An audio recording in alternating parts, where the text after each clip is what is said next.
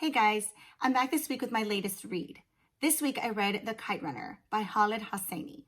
I took forever to read this book. It's been out for some time and I knew absolutely nothing about it aside from the fact that it's been referenced several times on the AP exam. But I am so glad that I picked it up. I absolutely loved it and I hope that you will consider choosing this book to read as well. Hosseini was born in Afghanistan, where him and his family lived until he was right around the age of 18. Then he moved to America, where he finished off high school and he enrolled in college in California. And he was actually simultaneously practicing medicine when The Kite Runner was first published in 2003. Since then, he's written several other books that have gotten a lot of recognition, and The Kite Runner actually won a lot of awards and has been made into a feature-length film. Let's just dive right into the plot. The story is about a man named Amir, and the story starts off in 2001, and he gets a phone call from a very old family friend named Rahim Khan, and he tells him that he needs him to come to Afghanistan because he has something that he needs him to do and an opportunity to be good again.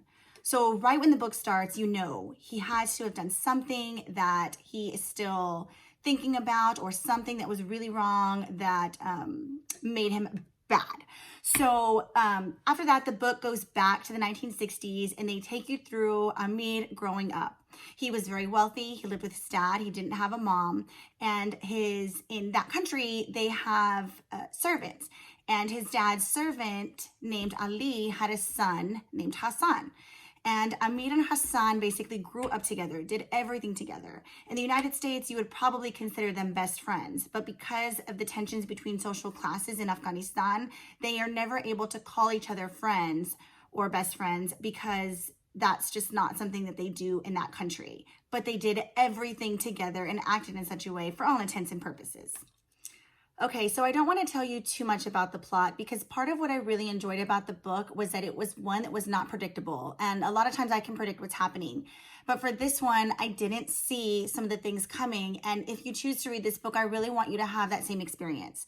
So what I will say is that one day when Amir and Hassan are together, Amir comes upon something that he witnesses that is so terrible, and he does nothing to stop it, and he says nothing to anyone for almost the rest of his life, and it continues to haunt him, and it changes the course of his entire life. So that brings us back to the beginning of the novel, where he gets that phone call in 2001 from Rahim Khan saying he has an opportunity for him to be good again. Some of the other things discussed in the book are things like family relationships. Amir has a very different relationship with his father, Baba. And they also talk a lot about the Afghanistan culture. So some things like gender roles and just some of the turmoil that's going on in the culture is really interesting. So those are some other things that the book is going to explore as well. I usually try to tell you guys about some unique aspects of the novel.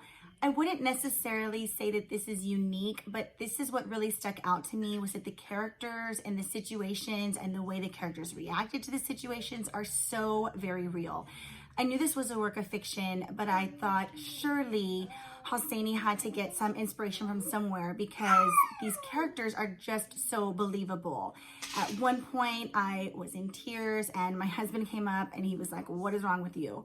I'm pretty sure that I cried the entire last 5 chapters. It is just so moving, and you really find yourself immersed in the situations and really invested in the characters.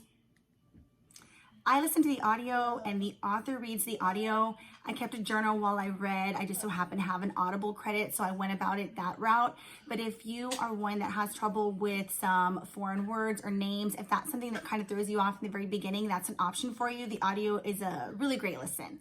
So again, I have to come at you guys with a warning. This book definitely has mature content. None of the scenes are graphic. They don't go into detail. Most of it is implied as far as what occurs because it's very traumatic, but there's a rape scene, there's a suicide scene, and towards the end of the novel is when the Taliban actually entered Afghanistan. So you're gonna see some of the horrendous things that they did in the country, but a lot of it is not very detailed. You just know what happens and it's awful. So I do feel like I have to give you guys a warning for that.